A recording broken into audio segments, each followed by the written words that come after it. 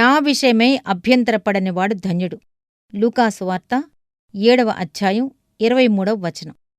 క్రీస్తు విషయం అభ్యంతరపడకుండా ఉండటం ఒక్కొక్కసారి చాలా కష్టమైపోతూ ఉంటుంది. సమయానుసారంగా అభ్యంతరాలు కలుగుతుంటాయి.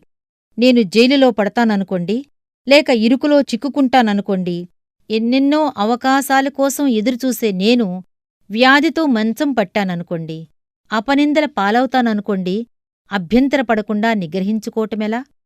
అయితే నాకేది మంచిదో దేవునికి తెలుసు. నా చుట్టూ ఉన్న పరిస్థితులు ఆయన నిర్దేశించినవే.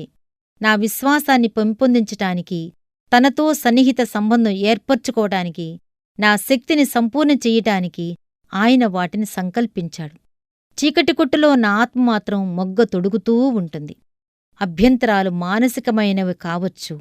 నా మనస్సును సమస్యలు, జవాబు దొరకని ప్రశ్నలు వేధిస్తూ ఉంటాయి. ఆయనకు నన్ను నేను సమర్పించుకుంటున్నప్పుడు నాకు ఇంకేమీ బాధలుండవనుకున్నాను.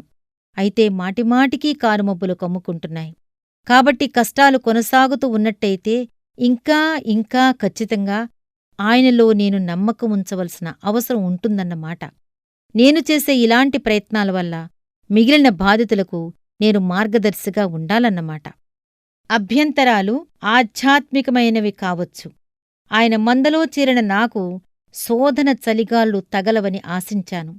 అయితే శోధనలు ఎదురవటమే మంచిదని తెలుసుకున్నాను. ఎందుకంటే శోధనలతోబాటు ఆయన కృప కూడా అధికమవుతున్నది. నా వ్యక్తిత్వం ఈడేరుతున్నది. దినదినం పరలోకం నాకు చేరువవుతున్నది. అక్కడికి చేరి వెనక్కి తిరిగి నాకు ఎదురైన సమస్యలన్నిటినీ చూస్తాను. నాకు దారి చూపిన దేవుణ్ణి స్తుతిస్తాను. కాబట్టి వచ్చేవాటిని రానియ్యండి, ఆయన చిత్తాన్ని అడ్డగించవద్దు. ప్రేమగల ప్రభువును గురించి అభ్యంతరపడటం నాకు దూరమవునుగాక. అభ్యంతరపడనివాడు ధన్యుడు. అతని చుట్టూ దేవుని సన్నిధి అతని చుట్టూ ఉన్నవారికి విడుదల కలిగిస్తూ ఉంటుంది. అవును, అభ్యంతరపడనివాళ్ళు ధన్యులు. వచ్చే ఆపదలర్థం కాకపోయినా, రహస్యాలు రహస్యాలుగానే మిగిలిపోయినా, గమ్యం చేరేదాకా అభ్యంతరపడినవాళ్లు ధన్యులు.